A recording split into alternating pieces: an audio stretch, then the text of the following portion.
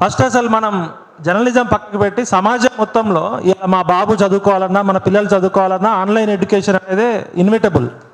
Online robotic surgeries వచ్చినాయి, online transactions వచ్చినాయి, online governance వచ్చింది. వాళ్ళ ఐక్యరాజ్య సమితి కూడా 200 దేశాలతో ప్రతిరోజు ఆన్లైన్లో గవర్నెన్స్ నడుపుతుంది. మరి ఈ రంగాల్లో భవిష్యత్తు ఉంది. ఆర్టిఫిషియల్ ఇంటెలిజెన్స్, మిషన్ లెర్నింగ్ని, రోబోటిక్ సర్జరీల దగ్గర నుంచి అన్ని రంగాల్లో వాడుతున్నప్పుడు మన జర్నలిజంలో, ఆన్లైన్ జర్నలిజంలోనే ఎందుకు సవాళ్ళు ఎదురవుతున్నాయి? మిగతా అన్ని రంగాల్లో కూడా సవాళ్ళు ఉన్నాయి. ఇవాళ బ్యాంక్ ట్రాన్సాక్షన్స్ ఎంత జీవితాన్ని సౌఫల్యం చేసిందో అదేవిధంగా స్కామర్స్ ప్రతిరోజు వస్తున్నారు. అంటే ఆన్లైన్ అనేది ఇన్విటబుల్, డిజిటల్ మీడియా అనేది ఇన్విటబుల్. మరి ఎందుకు పాలకులు ఈ విధంగా మాట్లాడుతున్నారంటే, ఇప్పుడు గోడ పత్రికల్లో స్వాతంత్రోద్యమంలో గాంధీ గారు, అంబేద్కర్ గారు గోడ పత్రికలు, కరపత్రాలు, వారపత్రికల దగ్గర నుంచి ఎందుకు అంటే ఈ ఇన్ఫర్మేషన్ అనేది డెమోక్రటిక్ రెవల్యూషన్ అయింది. ఇలా మొత్తం ప్రపంచంలో విప్లవాలు, ఉద్యమాలు, ప్రశ్న అంతా కూడా మొబైల్లోంచి వస్తుంది. పాలకులకి, ఏ పాలకులైనా, నియంతృత్వాలైనా, ప్రజాస్వామ్య ముసుగులో ఉన్న పాలకులైనా కూడా ప్రశ్న అనేది వాళ్ళు ప్రతిపక్షంలో ఉన్నప్పుడు యాక్సెప్ట్ చేస్తారు తప్ప పాలకులుగా ఉన్నప్పుడు ప్రశ్నే నాగరికత, ప్రశ్నే ప్రజాస్వామ్యం, ప్రశ్నే నాగరిక సమాజాన్ని ముందుకు తీసుకెళ్తుంది. ఆ ప్రశ్న నుంచే నేను జర్నలిజం పిహెచ్డి చేసేటప్పుడు నాది political economy of AP media అనే టాపిక్. నేను నామ్ చామ్స్కీ గారికి ఒక మెయిల్ పెట్టినాం. పొలిటికల్ ఎకానమీని డిఫైన్ చేయడానికి మన దగ్గర ఇండియన్ డయాస్పోరా లేదు అన్నప్పుడు ఆయన వరల్డ్ సోషల్ ఫోరం బాంబేలో వచ్చినప్పుడు మేము ఇంటర్వ్యూ తీసుకున్నాం. 3 years ముందు మా జర్నలిజం డిపార్ట్మెంట్ రాస్తే ఆయన వరల్డ్ సోషల్ ఫోరం మీటింగ్స్కి వచ్చినప్పుడు మా జర్నలిజం డిపార్ట్మెంట్కి ఇచ్చారు. ఏది వార్త, ఎవరు రిపోర్టరు, ఎవరు జర్నలిస్టు అనేది డెఫినేషన్ వచ్చినప్పుడు ఆయన సింప్లిఫై చేసిండు. నామ్ చామ్స్కీ ఇది మ్యానుఫ్యాక్చరింగ్ కన్సెంట్ అండ్ థాట్ పాలసింగ్ అని పుస్తకాలు ప్రపంచం మొత్తాన్ని కూడా అమెరికా సామ్రాజ్యవాద ముసుగులో ఏ విధంగా సమాచార సాధనాల్ని నియంత్రితం చేస్తున్నాం అంటే, ఒక మ్యాసచ్యూట్స్ ఇన్స్టిట్యూట్ ఆఫ్ టెక్నాలజీ MIT ల్యాబ్లో లింగ్విస్టిక్స్ ప్రొఫెసర్ ఇచ్చిన పుస్తకాలు ప్రపంచం మొత్తానికి సమాచార సాధనాలకి ప్రజాభిప్రాయాన్ని వ్యక్తం చేసే ఏ సమాచార సాధనమైనా అది జర్నలిజం కిందకే వస్తుంది. జర్నలిజం అంటే ప్రజలకి పనికొచ్చే వార్తని స్వేచ్ఛగా, నిర్భయంగా చెప్పే ఎవరైనా జర్నలిస్టే. దానికి స్వేచ్ఛ, స్వాతంత్రం కల్పించాల్సిన బాధ్యత పాలకులది అన్నాడు. వార్త అంటే ఏమిటి అనేది చాలా డెఫినేషన్ జరిగింది. మనిషి కుక్కను గరిస్తే వార్తనా, కుక్క మనిషిని గరిస్తే వార్తనా, సెన్సేషనలిజం వార్త అన్నప్పుడు ABK ప్రసాద్ గారు ప్రజలకు పనికొచ్చే ఏ సమాచారమైనా వార్తే అని చెప్పారు. ప్రజలకు పనికిరాని ఏ సమాచారం కూడా అది ఫస్ట్ ప్రయారిటీ కాదు. అది ఎంటర్టైన్మెంట్ న్యూస్ కావచ్చు, క్రికెట్ న్యూస్ కావచ్చు, స్పోర్ట్స్ న్యూస్ కావచ్చు. ప్రజల జీవితాల్లో వెలుగులు నింపే వార్తని చేరవేసే ప్రతి ఒక్కడు జర్నలిస్టే. అది కరపత్రం కావచ్చు, గోడపత్రిక కావచ్చు, యూట్యూబర్ కావచ్చు, వాట్సాప్ కావచ్చు, సోషల్ మీడియా కావచ్చు.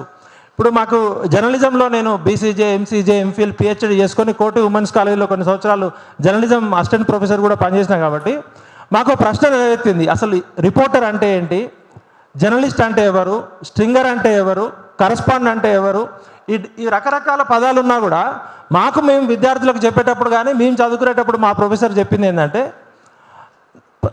సమాజంలో ఉన్న 4 దిక్కుల నుంచి వచ్చే సమాచారము విశ్వసనీయత ఉండాలి, ఖచ్చితత్వం ఉండాలి, అది నిజమై ఉండాలి.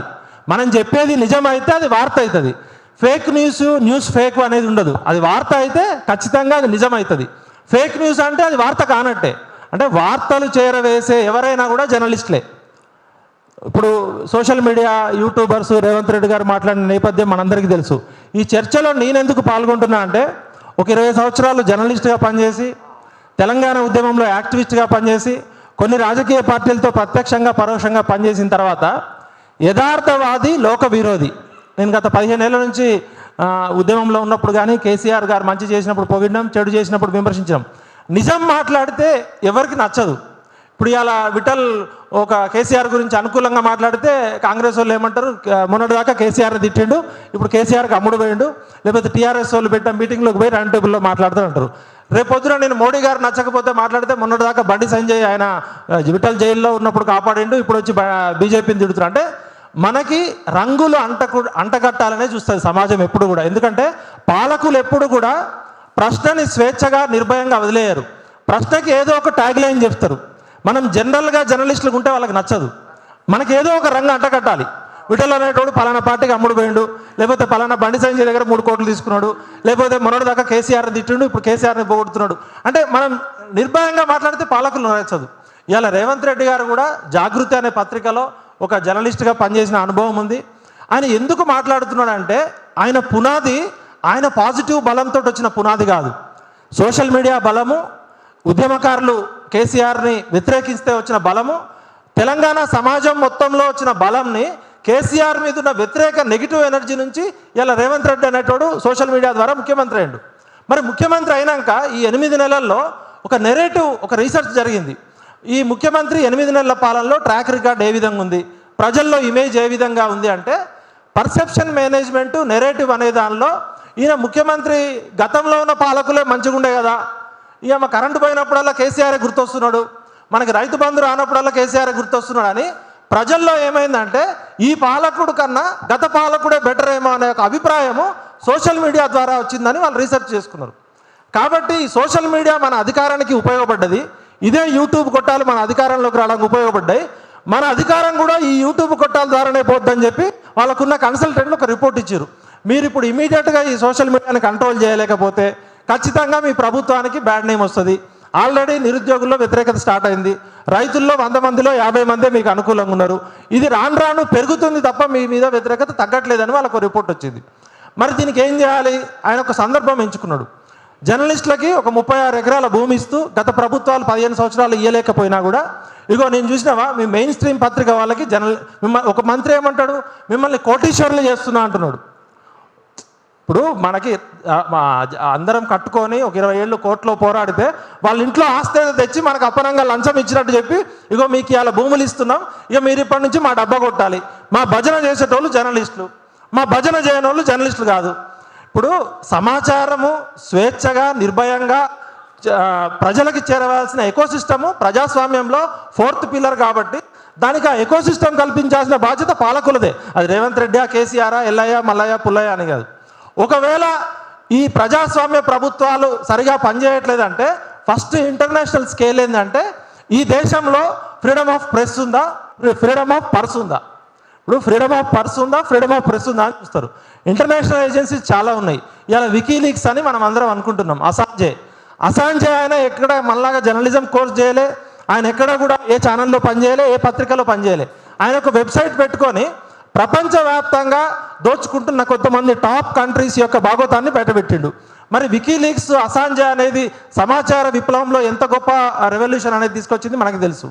అదేవిధంగా తెహల్కా అనేది మనకు గుర్తు. ఒక వెబ్సైట్ తెహల్కాలో ఒక చిన్న రిపోర్టింగ్ చేస్తే ఒక ప్రభుత్వమే ఓడిపోయే పరిస్థితి వచ్చింది. నిజాన్ని చెప్పేటోడు ఎవడైనా జర్నలిస్టే. ఈ భారతదేశంలో రాజ్యాంగం 19(1)A ఆర్టికల్ కింద సమాచార స్వేచ్ఛ, వాక్ స్వాతంత్ర పక్క ఏ విధంగా ఇచ్చిందో ఈ పత్రికా స్వేచ్ఛ కూడా అంతే. దీనికేం సపరేట్ కొమ్ములు లేవు, సపరేట్ నియంత్రణ లేదు. ఇప్పుడు ఈ చర్చలో నేను పాల్గొనడానికి ముఖ్య కారణం ఏంటంటే మొన్న జీటీవీ వాళ్ళు ఒక రౌండ్ టేబుల్ కాన్ఫరెన్స్ పెట్టారు. మన జీటీవీ భరత్ కొంతమంది సీనియర్ జర్నలిస్టులతో అన్న కూడా పార్టిసిపేట్ చేశారు. ఎక్కడో ఒక చోట ఇది ప్రొఫెషన్ అని మనం గర్వపడుతున్నప్పుడు డాక్టర్ ఒక ప్రొఫెషన్, లాయర్ ఒక ప్రొఫెషన్, మిగతా ప్రొఫెషన్ లాగానే మనది ప్రొఫెషన్ అని మనం అనుకుంటే ఈ ప్రొఫెషన్కి అర్హత ఏంటి, అనుభవం ఏంటి, శిక్షణ ఏంటి, నైపుణ్యం ఏంటి, దీనికి ఒక కోడ్ ఆఫ్ కాండక్ట్ అయితే ఉండాలి కదా. ఇప్పుడు డాక్టర్ వృత్తికి డాక్టర్ కోడ్ ఆఫ్ కాండక్ట్ ఉంటుంది, లాయర్ వృత్తికి లాయర్ కోడ్ ఆఫ్ కాండక్ట్ ఉంటుంది. ఇప్పుడు ప్రింట్ మీడియాకి press council of India guidelines ఉన్నాయి, పిఐబి అక్రిడేషన్ కార్డ్స్ ఉన్నాయి. 100 సంవత్సరాల నుంచి ఉంది కాబట్టి దానికి ఒక ఎవల్యూషన్లో కొంత మంచి చెడు ఒక స్కేల్ అనేది ఏర్పడ్డది. ఎడిటర్స్ గిల్డ్ ఉంది. అదేవిధంగా నేను ఎలక్ట్రానిక్ మీడియాలో 96, 97లో పార్టిసిపేట్ చేసినప్పుడు shaking news, breaking news, sensationism, 24 hour news channels. అప్పుడు అసలు న్యూస్ దూరదర్శన్లో న్యూస్ వస్తేనే మనకు గొప్ప ఉండేది. ఈరోజు 24 అవర్స్ న్యూస్ ఇచ్చినా కూడా ఎవరు చూడట్లే. ఎందుకంటే ఇట్స్ ఎ ప్రాసెస్ ఆఫ్ ఎవల్యూషన్లో దేనికి క్రెడిబిలిటీ ఉంటుందో, దేనికి ప్రజలు ఆదరిస్తారో అది మాత్రమే ఉంటుంది. ఒకప్పుడు టీవీ ఛానల్లో డిస్కషన్ పార్టిసిపేట్ చేయాలంటే వారంలో ఒక్కసారి వాళ్ళు ఎప్పుడు పిలుస్తారో వాళ్ళు పిలిస్తే మనం ఎప్పుడు చెప్పాలనేది ఉండదు. ఇప్పుడు నాకే ఆలోచన వచ్చినా, మీకే ఆలోచన వచ్చినా మీ ఫోన్లో షూట్ చేసుకొని మీరు ప్రజలతో సమాచారాన్ని పంచుకుంటున్నారు. పాలకులకు ఎప్పుడు కూడా ప్రజలకి నిజం తెలవడం అనేది వీలైనంతగా వాళ్ళు ఆపుతారు. మనకి మనమే ఒక సెల్ఫ్ రెగ్యులేటరీ కమిటీ పెట్టుకోవాలా. దీనికి మనమేం కొత్త కాదు. ప్రపంచవ్యాప్తంగా బీబీసీ ఏర్పడ్డప్పుడు కూడా బ్రిటిష్ ప్రజల సొమ్ముతోటి వాళ్ళు ఒక బీబీసీ అనే ఒక ఛానల్ ఏర్పరచుకున్నప్పుడు మరి దీన్ని ఎవరు కంట్రోల్ చేయాలి? బ్రిటిష్ ప్రభుత్వం కంట్రోల్ చేయాలా, లేకపోతే సమాజంలో ఎవరు కంట్రోల్ చేయాలన్నప్పుడు సెల్ఫ్ అంబుడ్స్మెంట్ సిస్టమ్ అనేది పెట్టుకున్నారు వాళ్ళు. ఆ గైడ్లైన్స్ ఉన్నాయి. అదేవిధంగా నేషనల్ బ్రాడ్కాస్టింగ్ అసోసియేషన్ గైడ్లైన్స్ ఉన్నాయి. మనం దీన్ని ఫస్ట్ వృత్తిగా స్వీకరించి నేను ఒక డిజిటల్ మీడియా జర్నలిస్ట్ని, నేను ఒక యూట్యూబర్ని, లేదా నేను ఒక సోషల్ మీడియా ఇన్ఫ్లుయెన్సర్ అనుకున్నప్పుడు మన వృత్తికి మనం గౌరవించుకోవాలంటే కొన్ని నైతిక విలువలు ఉండాలి. ఎందుకంటే జర్నలిస్టులకి ప్రధానమైన మొట్టమొదటి రూలు సామాజిక బాధ్యత. మిగతా వృత్తులకి సామాజిక బాధ్యత అనేది సెకండ్ వస్తుంది. మనం ఫస్ట్ సామాజిక బాధ్యత అనేది ఉంటుంది. కాబట్టి మనం వాడే భాష కావని, మనం మాట్లాడుతున్న తీరు కానీ, వ్యక్తిగత స్వేచ్ఛని ఎంతవరకు క్రాస్ చేయాలి అనేది ఒక గవర్నమెంటో, ఒక రేవంత్ రెడ్డో, ఒక మోడీయో, ఒక ఎల్ఐయో పెడితే మనకి అది మంచిది కాదు. కాబట్టి మనకి మనమే ఈ డిస్కషన్ ద్వారా మనం ఏ భాష మాట్లాడితే బాగుంటుంది, ఎంతవరకు మనం లిమిట్ చేయొచ్చు, ప్రతిదానికి అతి సర్వత్రా వర్జయతే అని ఉంటుంది. వినాశకాలే విపరీత బుద్ధి అన్నట్టు విపరీత ధోరణులు దేనిలో వచ్చినా కూడా అది మనందరికీ నష్టమే. ఇక్కడ కూర్చున్న మనందరికీ మనకు తెలుసు, మనం ఒక్కొక్కరం ఏ పార్టీకి అనుకూలంగా ఉంటాము, ఏ పార్టీ రిలేషన్స్తో క్లోజ్గా ఉంటాము. మనందరం కూడా వ్యక్తులమే. వార్త చెప్పేటప్పుడు నిజాయితీగా, నిర్భయంగా నిజం చెప్పడం మన బాధ్యత. వ్యాఖ్యానం చేసేటప్పుడు, విశ్లేషణ చేసేటప్పుడు మనం కూడా మనుషులమే. ఒక్కొక్కరికి ఒక్కొక్క ఐడియాలజీ ఉండొచ్చు, ఒక్కొక్కరికి ఒక్కొక్క మనుషులమే. కాబట్టి సెల్ఫ్ రెగ్యులేటరీ సిస్టమ్ అనేది ఇంటర్నేషనల్ వైడ్గా డిజిటల్ మీడియాలో యూట్యూబే కొన్ని గైడ్లైన్స్ పెట్టింది. మనం విచ్చలవిడిగా చేస్తే యూట్యూబ్ కూడా మనని బ్లాక్ చేస్తుంది కదా. ప్రభుత్వాలు ఏం చేస్తాయంటే మనలో ఉన్న ఒక 10% లోపాలను చూపించి మొత్తాన్ని కంట్రోల్ చేయాలని చూస్తుంది.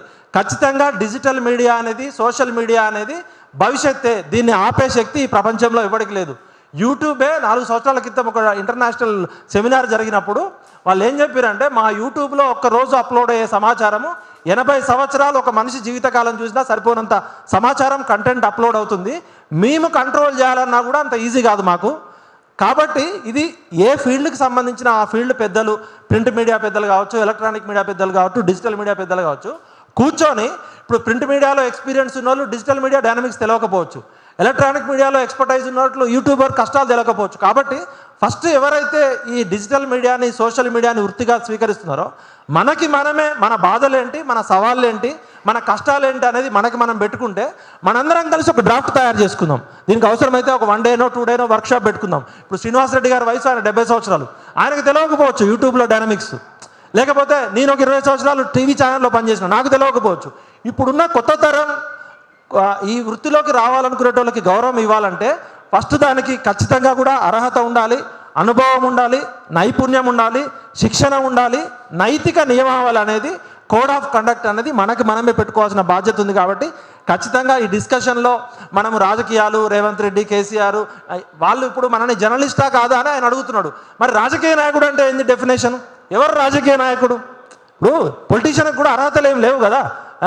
ఈ అర్హతలు ఉన్నోడే ముఖ్యమంత్రి కావాలి, ఈ అర్హతలు ఉన్నోడే ప్రధానమంత్రి కావాలి, ఈ అర్హతలు ఉన్నోడే ఎమ్మెల్యే కావాలని ఏం లేదు కదా. కాబట్టి గొంగట్లో కూర్చొని ఎంటికలు ఏరుకోవద్దు. మీరు ఆ ట్యూబ్, యూట్యూబ్ అంటే మరి మీ అసలు ట్యూబులు బయట పెడితే మీరు ఎవరు తిరగలేరు. కాబట్టి మీ పరిమితిలో మీరు ఉండండి. పాలకులు ఎవరైనా కూడా మేము సీరియస్గా వార్నింగ్ ఇస్తున్నాం. మీ బతుకులేందో, మీ జీవితాలేందో, మీ నైతిక నియమాలేందో మాకు తెలుసు. ఇలా మా వల్ల సమాజానికి ఉపయోగం జరుగుతుంది. ఒకవేళ మా వల్ల సమాజానికి నష్టం జరిగితే సమాజమే మమ్మల్ని బ్లాక్ చేస్తుంది. ఒకవేళ తెలంగాణ విఠల్ అనే ఒక యూట్యూబ్ ఛానల్ పెట్టుకొని నేను నా నోటికి వచ్చినట్టు మాట్లాడి నా ఇష్టం వచ్చినట్టు ప్రచారం చేస్తే ప్రజలే నన్ను అన్స్క్రైబ్ చేస్తారు, యూట్యూబ్ నన్ను బ్యాన్ చేస్తుంది. దయచేసి ప్రభుత్వాలకు ఎట్టి పరిస్థితుల్లో మనం అవకాశం కల్పించవద్దు. మనలో ఉన్న మంచి చెడు మనం సెల్ఫ్ రెగ్యులేటరీ సిస్టమ్ అనేది BBC నుంచి, ప్రెస్ కౌన్సిల్ ఆఫ్ ఇండియా నుంచి, ఎడిటర్స్ గిల్డ్ వరకు ఎట్లయితే ఉందో ఈ డిజిటల్ మీడియా, సోషల్ మీడియా ఎవరైతే ఉన్నారో వాళ్ళే సొంతంగా పెట్టుకోవాలని నేను కోరుతూ, ఇది మనం ఈ చర్చని సొల్యూషన్ దిశగా తీసుకుపోవాలనేదే నా కోరిక.